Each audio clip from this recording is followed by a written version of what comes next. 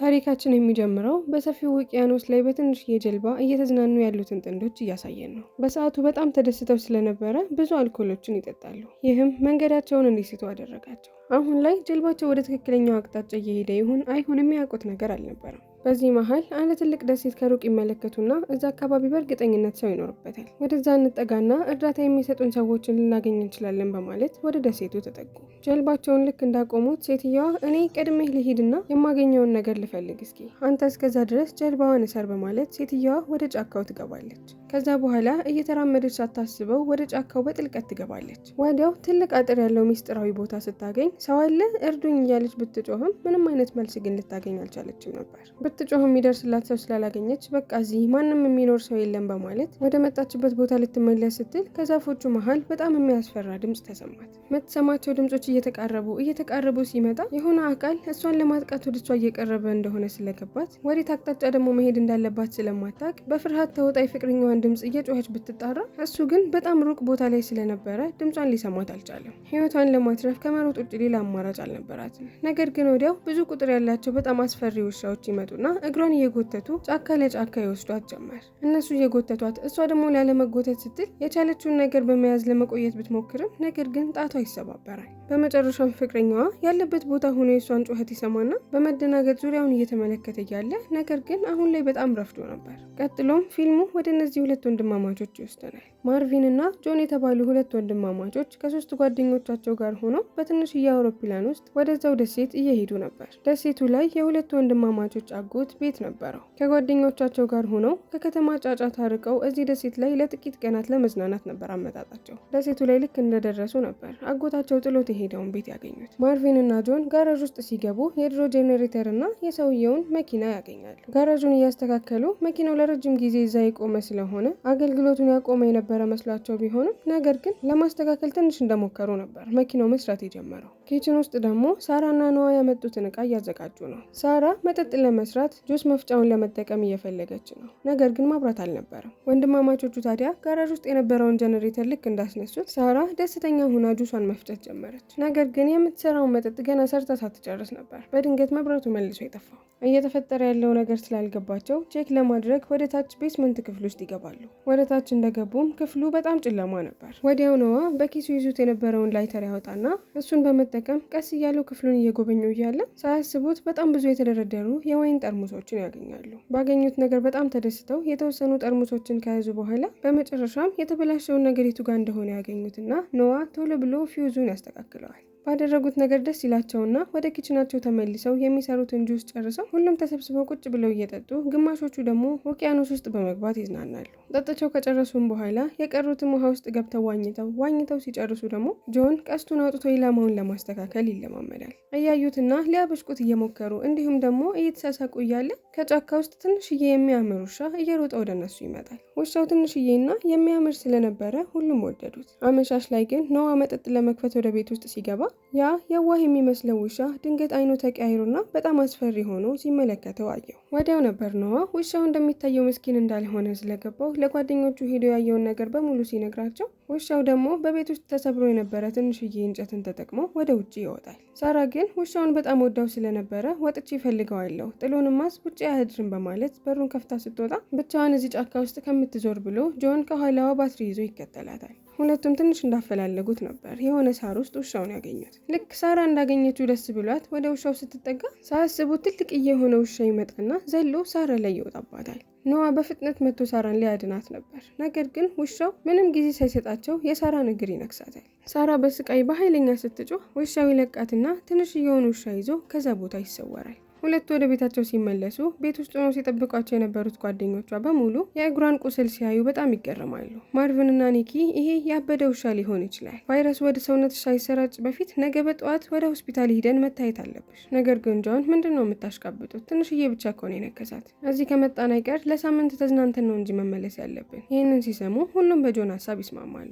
ነገር ግን ማርቪን እሷ ራሷ ተወስን፣ ሳምንቱ እስከሚያልቅ ድረስ እዚህ ትጠብቂያለሽ ወይንስ ነገ ሆስፒታል ሂደሽ ትታያለሽ በማለት ሲጠይቃት እሷ ግን እዚህ ሊዝናኑ የመጡትን ጓደኞቿ በእሷ ምክንያት መዝናናታቸውን ልታስተጓጉልባቸው ስላልፈለገች ችግር የለም እናንተ እንሂድ እስከምትሉ ድረስ መጠበቅ እችላለሁ አለቻቸው። በቃ እስከ ሰኞ እንቆያለን በማለት ይስማሙና ሁሉም እንቅልፋቸውን ይተኛሉ። ሌሊት ላይ ጆን ከእንቅልፉ ይነሳና ወደ ኪችን በመሄድ ውሃ ሊጠጣ ፍሪጁን ልክ ሲከፍተው ሳራ ደግሞ መስኮት ጋር ቁማ ወደ ውጭ እየተመለከተች አያት። ልክ ዞራ ፊቷን ሲመለከተው ድክምክም ብላ ነፍሷን ያጣች ነበር የምትመስለው። ስሟን ጠርቶ ወሬ ለመጀመር ከእሷ ጋር ቢሞክርም ነገር ግን እሷ በጸጥታ ወደሱ ትራመድና በኃይለኛው ትስመው ጀመር። አሳሳሟ በጣም እንግዳና የሚያሳምም ስለነበረ እሱም ህመሙን ስላልቻለው ቀስ አድርጎ ወደ ኋላ ሲገፋት ፊቷ ቀይር ይራለ።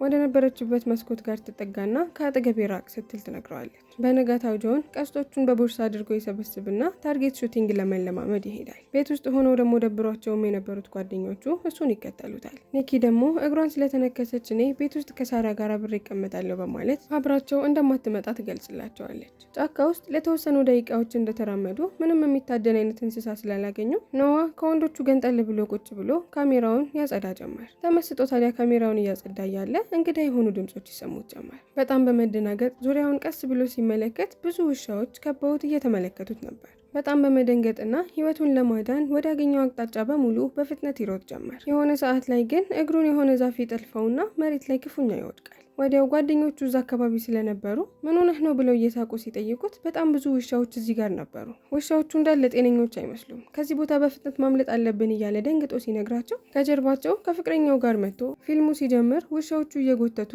የገደሏትን ፍቅረኛውን ሰውዬ እንመለከተዋለን። እዚህ አካባቢ ላይ የተገኘ ህይወት ያለውን ነገር በሙሉ በህይወት እያለ ከዚህ አይስላንድ ወዴትም ንቅንቅ እንዲል እነዚህ ውሻዎች አይፈቅዱም። ነገር ግን ገና ሊል የሚፈልገውን ነገር ብሎ ሳይጨርስ በጣም ትልቅዬ ውሻ ላዩ ላይ ይከመርበትና ወደ ቁልቁለት አብረው እየተንከባለሉ ይወርዳሉ። ልክ እታች እንደደረሱ ሌሎችም ብዙ የሚባሉ ውሻዎች ሰውየውን እየጎተቱትና ገና ሳይሞት በህይወት እያለ ስጋውን ይመገቡት ጀመር። ይህንን ሁሉ አሰቃቂ ነገር እነዚህ 3 ወንዶች ከተመለከቱ በኋላ በፍርሃት እንዴት መተንፈስ እንዳለባቸው ራሱ ጠፍቶባቸው ነበር። ምንም ጊዜ ሳያቃጥሉ ወደ ቤታቸው ያላቸውን ፍጥነት በሙሉ ተጠቅመው ይሮጣሉ። ግን ልክ ቤታቸው ጋር ሲደርሱ ሁለቱ ሴቶች ውሃ ውስጥ ሆነው እየዋኙ፣ ውሻዎቹ ደግሞ ከሩቅ ሆነው እየተመለከቷቸው ነበር። ሁሉም እየመጣባቸው ያለውን አደጋ ስለተገነዘቡ በፍጥነት ወደ ቤት እየሮጡ ሲሄዱ ነገር ግን ከኋላ አንዱ ውሻ የኒኪን እግር ንክስ አድርጎ በኃይል ይጎትታታል። ኒኪን ለማዳን ጆን ቀስቱን አውጥቶ ውሻው ላይ ተኩሳለው ሲል ነገር ግን ኢላማውን ይስትና እግሯ ላይ ቀስቱን ይሰቀዋል። ኒኪ በስቃይ ትጮኻለች። ጩኸቱን መቋቋም ያልቻለው ውሻም ደንግጦ ከዛ ቦታ እየሮጠ ይሄዳል። ልክ ውስጥ እንደገቡ ማርቪን የቀስቱን የፊት ለፊቱን ስለት ይቆርጠውና እንጨቱን ደግሞ ቀስ አድርጎ ከእግሯ እየሳበ ሲያወጣላት ህመሙ በጣም ኃይለኛ ነበር። የእሷን ቁስል እያሸጉላት አሁን የሁሉም ጥያቄ የነበረው እንዴት ነው እዚህ ትልቅ አይስላንድ ውስጥ አንድ እንኳን በህይወት የሚኖር ከነዚህ ውሻዎች ውጪ ልናይ አልቻልነው? እነዚህ ውሻዎች እንደዚህ የሚያደርጋቸው ምን ሆነው ነው? ወዲያው ጆን የሆነ ነገር ያስታውስና የሚያውቀውን ነገር በሙሉ ለጓደኞቹ ይነግራቸው ጀመር። በዚህ ደሴት ላይ ውሾችን ለአይነ ስውራን መሪ እንዲሆኑ የሚያሰለጥን ትልቅ የሆነ ድርጅት ነበረ። ነገር ግን ከውሾቹ መሀል በአንዱ የሚያሳብድ የሆነ ቫይረስ ይይዘዋል። ውሻዎቹ ታዲያ በሙሉ አንድ ላይ ስለነበረ የሚኖሩት ያ ቫይረስ ሁሉም ላይ እስከሚሰራጭ ድረስ ጊዜ አልፈጀበትም ነበር። ወዲያው ውሻዎቹ ከሚታሰሩበትና ከሚሰለጥኑበት ቦታ የተወሰኑት ያመልጡና ደሴቱ ላይ የሚገኙ ሰዎች ላይ በሙሉ ጥቃት ማድረስ ይጀምራሉ። ነገሩ ከጊዜ ወደ ጊዜ እየተባባሰ ሲመጣ ድርጅቱን ከመዝጋት ውጪ ሌላ አማራጭ አልነበራቸውም። ነገር ግን ጆን ያልገባው ነገር በሽታው ከተከሰተ ዓመታት ካለፉ ውሻዎቹ እስካሁን መሞት አልነበረባቸውም? እንዴት ነው እስካሁን ድረስ በህይወት ሊቆዩ የቻሉት? ነገር ግን ገና የሱን ጥያቄ ማንም ሳይመልስለት ኖዋ በጣም እየተናደደና በጩኸት እነዚህ የተነከሱ 2 ሴቶች በፍጥነት በዶክተር መታየት አለባቸው። ምንም ጊዜ ሳናባክን ወደዚህ መጥተው እርዳታ የሚሰጡንን ሰዎች መጥራት አለብን። ነገር ግን በሚያወራበት ጊዜ በጣም እየጮኸ ስለነበረ ይሄን ድምጽ ተከትሎ የመጣ አንድ ውሻ ነበርና መስታወቱን ሰብሮ ኖዋ ላይ ይወጣበታል። ከኖዋም ላይ ብድግ ይልና ፊት ለፊቱ የነበረችው ሳራ ላይ ያፈጥባት ጀመር። ዘሎ ላዩ ላይ ሊወጣባት ሲል ጆን ዘሎ ውሻውን ይዘውና መሬት ላይ ይጥለዋል። ነገር ግን ውሻው በጣም ኃይለኛ ነበር። እየተንፈራገጠ ከጆን እጅ ላይ ያመልጥ ሲል አንዱ ቀስት ይዞ ይመጣና የውሻው ጭንቅላት ላይ በመሰካት ይገሉታል። አሁን ላይ ሁሉም እዚህ ቤት ውስጥ መቆየታቸው ራሱ ለነሱ ሰላማማ እንዳልሆነ ገብቷቸዋል። ጊዜ ሳያባክኑ ይዘውት የነበረውን ጓዝ በሙሉ ጠቅልለው ለመውጣት ይዘጋጃሉ። ነገር ግን ልክ ወጥተው ወደ ውጭ ሲመለከቱ የመጡበት ሄሊኮፕተር አጠገብ ውሻዎች እንደተደረደሩ ያያሉ። ማርቨን አሁን ላይ ከዚህ ወጥተን ወደዛ መሄዳችን ለህይወታችን በጣም አደገኛ ነው። ውሻዎቹ ከዛ ጋር ዞር እስከሚሉ ድረስ ግዴታ መጠበቅ አለብን። ብዙም ሳይቆይ ኖዋ ወደ ውጭ በመስኮት ሲመለከት የሄሊኮፕተራቸው ታስሮ የነበረበትን ገመድ ውሻዎቹ ነክሰው በጥሰውት ስለነበረ ወደ ውሃ መሀል ገብቶ እየተንሳፈፈ እንደሆነ ይነግራቸዋል። ቶሎ ብለው የሆነ እርምጃ ማይወስዱ ከሆነ ሄሊኮፕተራቸው ሂዶ ከውቅያኖሱ መሀል እንደሚደርስ ነገራቸው። ምንም አይነት ውሻ በቅርበት እስከማይታያቸው ጊዜ ይጠብቁና ውስጣቸው በፍርሃት እየተሞላም ቢሆን ወደ ፕሌናቸው ይጠጋሉ። ጆን ምንም ሳያቅማማ ውቅያኖስ ውስጥ ዘሎ ይገባና ዋኝቶ ልክ ፕሌኑ አጠገብ እንደደረሰ ሁለት የሚያስፈሩ ውሻዎች ፕሌኑ ላይ ቁጭ ብለው እንዳሉ ይመለከታቸዋል። ይህን ሲያይ በጣም ደንግጦ ወደ ጓደኞቹ ሊመለስ ሲል ውሻዎቹም ደግሞ ዘለው ወደ እሱ እየዋኙ ይመጡ ጀመር። ያለውን አቅም በሙሉ አሟጦ ጓደኞቹ ጋር ለመድረስ ቢሞክርም ነገር ግን እነሱ አሁን ላይ በውሻ ተከበዋል። ኖዋ በጣም ተበሳጭቶ ስለነበረ በያዘው የቤስቦል መጫወቻ እንጨት አናቱን ብሎ አንዱን ውሻ ውቅያኖስ ውስጥ ይጨምረዋል። ይህንን አጋጣሚ በመጠቀም የተቀሩት ውሻዎች ሳይደርሱባቸው እየሮጡ ወደ ቤታቸው ገብተው በሩን ዘጉት። ውስጥም እንደገቡ ምንም ጊዜ ሳያባክኑ የተሰበረውን በር እንዲሁም ደግሞ ቤት ውስጥ ያሉ ቀዳዳዎችን በሙሉ በእንጨት ለመሸፈን ሞከሩ። ልክ እንደጨረሱ ኖዋ ስልኩን በመጠቀም ለእርዳታ ለመደወል ቢሞክርም ነገር ግን ስልኩ ላይ ምንም አይነት ሲግናል ስላልነበረ ለማንም እንዲደውል ሊያስችለው አልቻለም። ማታ ላይ ደግሞ ቤታቸው ውስጥ ገለውት የነበረው ውሻ መሽተት ስለጀመረ በምንጣፍ ይጠቀልሉትና ወደ ውጭ ይወረውሩታል። አሁን ላይ እዚህ ቤት ውስጥ መቆየታቸው ህይወታቸውን ማሳጠር እንደሆነ ሁሉም ተስማምተውበታል። ስለዚህ በህይወት ለመቆየት የዚህን ደሴት የመጨረሻ አቅጣጫ ላይ ለመሄድ ይስማማሉ። በዚህም ቅጽበት ሰውየው በደም ተነክሮ ፍቅረኛዬን ውሾቹ በሉብኝ በማለት ሲነግራቸው የነበረው ከደሴቱ ከሌላ አቅጣጫ በኩል የመጣ ሊሆን እንደሚችል ገመቱ። ስለዚህ የሆነ ቦታ ላይ የሚሰራ ጀልባ በእርግጠኝነት እናገኛለን ማለት ነው። ሄደን ጀልባ ራሱ ባናገኝ እነዚህን ውሻዎች ለማሰልጠን የተከፈተውን ድርጅት እናገኘውና እዛ ውስጥ ደግሞ ኮሚኒኬሽን ሲስተም ልናገኝ ስለምንችል እሱን ተጠቅመን በመደወል ለእርዳታ ሰዎችን መጥራት እንችላለን። በዚህም ተስፋ ያንን ቦታ እንደምንም አድርገው መድረስ እንዳለባቸው ወሰኑ። ከመውጣታቸው በፊት በመስታወቱ በኩል ወደ ውጭ ሲመለከቱ ቅድም ከቤታቸው አውጥተው የወረወሩትን ውሻ ብዙ ውሻዎች ከበውት ሰውነቱን እየገነጣጠሉ እየበሉት እንዳለ ይመለከታሉ። አሁን በበሩ በኩል ከፍተው በውሻዎቹ አጠገብ ማለፍ ማለት በጣም አደገኛ ነገር ስለሆነ ሌላ መንገድ ማሰብ አለባቸው። ወዲያው ማርቨን ከቤቱ ወደ ጋራጁ የታሰረ አንድ መጓጓዣ ገመድ ተመለከተ። ልክ እሱን እንዳየ የሆነ ሀሳብ ይመጣለትና ይህንን ገመድ በመጠቀም ተንሸራተን ወደዛ ጋራጅ በመሄድ መኪናውን በመጠቀም መሄድ ወደምንፈልግበት ቦታ መሄድ እንችላለን በማለት ሀሳቡን ነገራቸው። እንደሱ ለማድረግ ደግሞ የመንሸራተቻ ዚፕ ላይኑን የሆነ ሰው ማምጣት ነበረበት። ስለዚህ ማርቨን እኔ አመጣዋለሁ በማለት ድፍረቱን በሙሉ በማሰባሰብ ቀስ ብሎ ወደ ዚፕ ላይኑ ይሄዳል። ሲመለከታቸው ውሻዎቹ የሚመገቡት ነገር ላይ ጥምድ ብለው ስለነበረ ጊዜ ሳያባክን ቀስ ብሎ ዚፕ ላይኑን ለመፍታት ይሞክራል። ይህንን ሲያደርግ ምንም አይነት ድምጽ ላለማውጣት እየሞከረ የነበረ ቢሆንም ነገር ግን የሆነ ውሻ ከሩቅ ተመለከተው። ነገር ግን ውሻው መጥቶ ሳያጠቃው ነበር በፍጥነት የሚያደርገውን ነገር ጨርሶ ቤት ውስጥ ገብቶ በሩን ይዘጋው። ቀጥሎም ፖሊውን ከጋራጁ ጋር የሚያገናኘው ገመድ ላይ ይሰቅለውና ኒኪ ደግሞ እኔ ካንተ ክብደቴ ስለሚቀንስ ወደ ጋራጁ እኔ ሄጄ መኪናውን ላምጣው። ማርቨንም ሀሳቧን ትንሽ ካሰበበት በኋላ እሺ ሲል እንደሚስማማ ነገራት። ሁሉም ነገር ተስተካክሎ ሲጨርስ ኒኪ ገመዱ ላይ ትሰቀልና እየተንሸራተተች ወደ ጋራጁ ትሄድ ጀመር። ነገር ግን ወደ ጋራጁ የሚወስደው መንገድ ገና መሀል ላይ ሳትደርስ ውሻዎቹ ያዩዋትና ወደ እሷ እየሮጡ ይመጡ ጀመር። ጓደኞቿ በሌላ በኩል እየጮሁ የውሻዎቹን ትኩረት ለመሳብ ሲሞክሩ እሷ እንደምንም ብላ ወደ ጋራጁ ጣራ ትደርስና መስኮቱን ከፍታ ወደ ውስጥ ትገባለች። ወዲያው መኪና ውስጥ ገብታ የመኪናውን ሞተር ልታስነሳው ስትል በፍጹም ሞተሩ አልነሳም ይላታል። ከውጭ ደግሞ ሆነው ብዙ ውሻዎች የጋራጁን በር ለመስበር እየታገሉ ነው። አቅማቸው እየጨመረ የሚታገሉትን የእንጨት መዝጊያ ሰባብረው ወደ ጋራጁ መግባት ቻሉ። ከስር ደግሞ በመኪናው ቀዳዳ በኩል ገብተው እሷን ልክ ሊበሏት ሲሉ እንደምንም ብላ ከመኪናው ዘላ ትወጣና ተንጠላጥላ የጋራዡ ጣራ ላይ በመሰቀል እንጨቶቹ ላይ ትቆማለች። ውጪ ሆነው ሲጠብቋት የነበሩት ጓደኞቿ በፍጥነት ወደ ራሳቸው ሊጎትቷት ሲሞክሩ ውሻዎቹ ደግሞ ወደሚችሉት ከፍታ በሙሉ እየዘለሉ እግሯን ለመንከስ ይሞክራሉ። በመጨረሻም ጆን ቀስቱን ያወጣና እየዘለለው የነበረው አንዱ ውሻ ላይ ሰክቶበት ይገለዋል። አሁን ላይ መሽቶ ቤት ውስጥ ሁሉም ተሰብስበው ምን ልናደርግ ነው እያሉ እየተጨነቁ እያሰቡ ነው። በድንገት ቤታቸው ውስጥ የነበረው መብራት ይጠፋል። ባለፈው መብራት ሲጠፋ ኖዋ ስለነበረ እታች ሄዶ ያስተካከለው አሁንም ቢሆን አትጨናነቁ፣ ለብቻዬ ወደ ቤስመንቱ በመውረድ እኔ ያስተካክለዋለሁ በማለት በኩራት ይነግራቸዋል።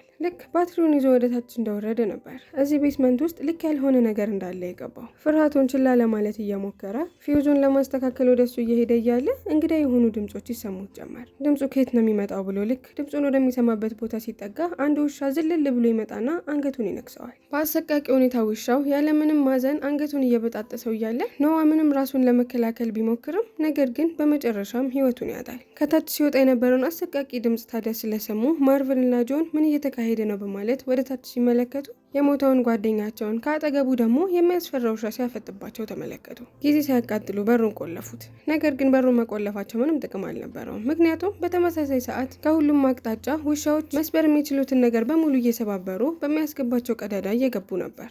በዚህ ጊዜ ወደሚታያቸው አቅጣጫ በሙሉ ከመሮጥ ውጪ ሌላ አማራጭ አልነበራቸውም። ሁለቱ ሴቶች ፈጣን ስለነበሩ በጣራው በኩል ወደ ውጭ የሚያስወጣውን መሰላል አወረዱት። እነሱ እየተሰቀሉ ሁለቱም ወንዶች ከኋላቸው እየተከተሏቸው እያለ አንድ ውሻ ዘሎ የማርቨል ጀርባ ላይ ይሰቀልና ከኋላ ይነክሰዋል። ያኔ ጆን ያለውን አቅም በሙሉ በመጠቀም ውሻውን አንስቶ በመወርወር ጓደኛውን ለማዳን ቻለ። ከቤቱ አምልጠው አሁን ላይ ጣራ ላይ ተሰቅለው ያሉ ቢሆኑ ነገር ግን ቤቱ በኃይለኞቹ ውሻዎች አሁን ላይ ተወሮ ወደትም ቦታ ማምለጫ የላቸው። ያሉት ክፍል ውስጥ ደግሞ ከቆዩ ፈርኒቸር እቃዎች ውጪ ምንም ነገር አልነበረም። ውሻዎቹ እንኳን እዚህ መጥተው ባይበሏቸው እዚህ ውስጥ ቁጭ ብለው በረሃብ ቀስ ብለው መሞታቸው አይቀርም። ልክ ሲነጋ ወደ ታች ቀስ ብለው ሲመለከቱ ቤት ውስጥ ምንም አይነት ውሻ አልነበረም። ይህንን አጋጣሚ በመጠቀም ሁለት ወንድማማቾች ከዚህ ቦታ እንዴት አድርገው እንደሚያመልጡ ያስቡ ጀመር። ሁለቱም ቀስ ብለው ቀስታቸውን በመያዝ ወደ ጋራዡ በመሄድ መኪናውን አስነስተው ጆን ከፊት እየነዳ ከኋላ ደግሞ ማርቪን መኪናውን ይገፋዋል።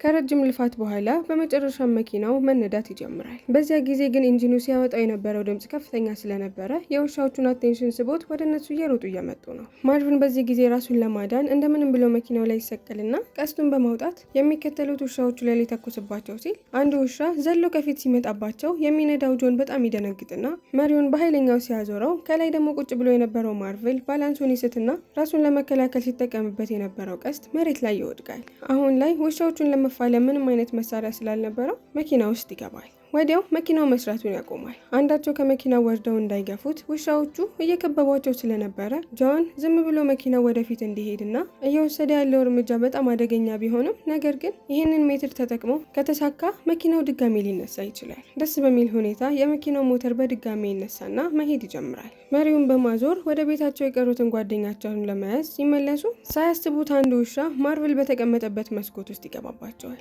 ጆን መሪውን ወደ አንድ የቆመ እንጨት ጋር ያስጠጋውና እንጨቱ ውሻውን በመምታት አሽቀንጥሮ እንዲጥለው ያደርገዋል። ሁለት ወንድማማቾች አሁን ላይ ወደ ቤታቸው ሲመለሱ ሳራ ጉስቁል ብላ እያለቀሰች መሬት ላይ ቁጭ ብላ ያገኟታል። ሲፈጠሩ የተመለከተቻቸው ነገሮች በሙሉ ጭንቅላቷን በጣም አድክመውት ስለነበረ ከዚህ በኋላ በህይወት ራሱ ለመትረፍ ሞቲቬሽኑ የላትም። አብሬያቸው አልመጣም እሱ ትመጫለሽ እያሉ እየተከራከሩ እያለ አንድ ውሻ ወደ ክፍሉ ይገባና እሷ ላይ መጮህ ይጀምራል። እኔ ከእናንተ ጋር መምጣት አልፈልግም፣ አንተ በመስኮቱ ቶሎ ብለህ አምልጥ፣ እኔ ደግሞ እዚህ ውሻውን አዘናጋልሃለሁ። ለውሻው ለብቻዋ ጥሏት መሄድ ስላልፈለገ ቆሞ ቢመለከታትም ነገር ግን ሁኔታዎች እሷን እንዲያድን በፍጹም አልፈቀዱለትም ነበርና በመስኮት በኃይለኛው እንዲዘል ይገደዳል። ውሻው ዘሎ የሳራን አንገት ለመብላት ሲታገል እሷም ደግሞ ያላትን አቅም በሙሉ ተጠቅማ በመስኮት ልትወረውረው ብትሞክርም ነገር ግን ከውሻው ጋር እንደተቃቀፉ ተያይዘው በመስኮት ወደ ታች ይወድቁና ሹል ሆኖ ተቀርጾ ቆሞ የነበረ አንድ እንጨት ውስጥ ሰውነታቸው ይሰካል። ሁሉም የሳራን ሞት በአይናቸው እየተመለከቱ ልባቸው ክፉኛ ይሰበራል። ነገር ግን በዚህ ሁኔታ ውስጥ ሆኖ ለማዘን ራሱ ጊዜ አላገኙም። ጊዜ ሳይባክኑ መኪና ውስጥ ይገቡና ባላቸው ፍጥነት በሙሉ እየነዱ ከዛ ቦታ ለማምለጥ ይሞክሩ ጀመር። ነገር ግን ዝም ብለው ወደ ሌላ አቅጣጫ የሚወስደው ደሴት ጋር በመሄድ ፋንታ ወደ ተዘጋው ድርጅት ውስጥ ገብተው እርዳታ ለመጥራት ስልክ የሚያገኙ ከሆነ ለመሞከር ይወስናሉ። ወደ ውስጥም ከገቡ በኋላ የሚያስፈራ እውነታን ይገነዘባሉ። ያ ድርጅት የውሻዎችን ማሰልጠኛ ሳይሆን ላብራቶሪ ነበር። እንስሳቶችን ለጦርነትና ለመሳሪያነት ለመጠቀም ስለሚፈልጉ እነሱን ለማደንዘዝ እዚህ ተመራማሪዎች መድኃኒትን ለመስራት ይመራመሩ ነበር። ውሻዎቹም ደግሞ እንደዚህ ሊሆኑ የቻሉት ውሻን የሚያሳብድ ቫይረስ ተሰራጭቶ ሳይሆን ሳይንቲስቶቹ ዲኤንኤያቸውን ወስደው ተመራምረው የሰሩላቸውን መድኃኒት ሰውነታቸው ላይ ወግተውት እንደዚህ ኃይለኛ የሚባሉትን ነገር ማይሰሙና ምንም አይነት አካል ሊቆጣጠራቸው የማይችሉ አይነት ውሾቹ ነው የቀሩት። ሪሰርች የሚሰሩትን ተመራማሪዎች ትልቅ የሆነ ስህተትን እንደሰሩ ሲገባቸው እነዚህን እንስሳቶች ሊገሏቸው ወሰኑ። ነገር ግን በዚያን ጊዜ ውሻዎቹ በጣም ኃይለኛ ሆነው ስለነበረና ስማርት በመሆናቸው ምክንያት ማንም ሊያስቆማቸው እንደማይችል ስለገባቸው ሳይንቲስቶቹ እዚህ ቦታ መቆየታችን ሞትን እባክህን ውሰደን ብለን ከመማፀን ስለማይተናነስ ከዚህ ቦታ ብንጠፋ ይሻላል በማለት ይህንን ደሴት ለቀው ወደ ሌላ ቦታ ለመኖር የሄዱት። በዚህም ምክንያት ነበር እዚህ ጫካ ከነዚህ ውሻዎች ውጪ ሌላ አንድም የሚታይ እንስሳ ያልነበረው። ምክንያቱም እነዚህ ውሻዎች በህይወት ያለና የሚንቀሳቀስን ነገር ካዩ ቀጥታ ሄደው ስለሚመገቡት ነበር። ከዛ በኋላ ሶስቱ ወደ ሬዲዮ ክፍል በመግባት ሰዎችን ኮንታክት ለማድረግና ለእርዳታ እንዲመጡላቸው ለመጠየቅ ሲሞክሩ ምንም አይነት ሲግናል ስላልነበረ ኔትወርክ ማግኘት አልቻሉም። ኒኪ በመስኮት ትመለከትና የብሮድካስቱ የታችኛው ኬብል ተበጥሷል። ጆን በዚህ ጊዜ እኔ ወጣና ኬብሉን በማገናኘት ኔትወርክ እንዲመለስ አደርጋለሁ። ልክ እንደሄደምና ኬብሉን ለማስተካከል እየሞከረ ያለ ከሩቅ አንድ ጀርባ ተመለከተ። ጮክ ብሎ ለኒኪ እስኪ ሲግናሉን ኦን ማድረጊያውን ንኪው። ነገር ግን ልክ በተኑን እንደነካችው ነበር ከፍተኛ የሆነ እሳት ይነሳና ጆንንም አሽቀንጥሮ ከዛ ከፍታ ወደ መሬት የጣለው። ከፍተኛ የሆነ ኤሌክትሪካል ሾክ ስለደረሰበት ሰውነቱ በጣም ጉዳት ደርሶበታል። ቤት ውስጥ የተቀጣጠለው እሳት እየጨመረ ቤቱን በሙሉ በጭስ ሲሞላው፣ ከውጭ ደግሞ ያሉበትን ቦታ ውሻዎቹ አግኝተውት ስለነበረ ይከቧቸው ጀመር። ጆን ስለነበረ ከቅርባቸው የነበረው እሱን አታክ ለማድረግ ሲሞክሩ ማርቪን ከኋላ የቤስቦል መጫወቻ እንጨትን ያመጣና ውሻዎቹን ለመቀጥቀጥ ይሞክራል። ከውስጥ ሆና ኒኪ በጭሱ መሃል የጋዝ ታንክ ትመለከታለች። ክዳኑን ትከፍተውና ጋዙ በክፍሉ በደንብ እንዲሰራጭ ካደረገች በኋላ ውሻዎቹም እንደተሰበሰቡ ልክ ስታረጋግጥ የተበተነው ጋዝ ከእሳቱ ጋር እንዲገናኝ እሳቱ ያለበትን ክፍል ትከፍተዋለች። በዚህም ምክንያት ከፍተኛ የሆነ የእሳት መፈንዳት ይፈጠራል። በእሳት አደጋው ምክንያት ውስጥ የነበሩት ውሻዎች ሙሉ ለሙሉ ወደ አመድ ነበር የተቀየሩት። ነገር ግን ከውጭ ደግሞ ሆነው የተረፉት ማርቨልንና ጆንን ከበቧቸው። ወዲያው ኒኪ መኪናውን በፍጥነት እየነዳች ፊት ለፊት ያገኘቻቸውን ውሻዎች በሙሉ ትገጫቸውና ሁለቱን ወንዶች ወደ መኪና ውስጥ አስገብታቸው በፍጥነት ወደ ጀልባው ወዳለበት አቅጣጫ እየነዳች ወሰደቻቸው። እስከ መኪናቸው ውቅያኖስ ውስጥ ገቡ። በፍጥነት ጀልባውም ላይ በመሰቀል ጊዜ ሳያቃጥሉ አስነስተውት ከዛ ቦታ እየነዱ ሲሄዱ ውሻዎቹ በሙሉ ተስፋ በመቁረጥ ተደርድረው ተመለከቷቸው። የውቅያኖሱ መሀል ላይ እንደደረሱ አሁን ላይ ከሁሉም ከሚያስፈሩት ነገር አምልጠው ተርፈናል በማለት እፎይ ሲሉ በጣም የሚያስፈራ ውሻ እዛ ውስጥ ተደብቆ እንደነበርና ልክ በሩን ሲከፍተው ዘሎ ወደ እነሱ ሲመጣ እያሳየን ፊልማችን እዚህ ጋር ያበቃል። ከተመቻችሁ ሰብስክራይብ፣ ያልተመቻችሁ ነገር ካለ ደግሞ ኮሜንት ላይ አስቀምጡልኝ።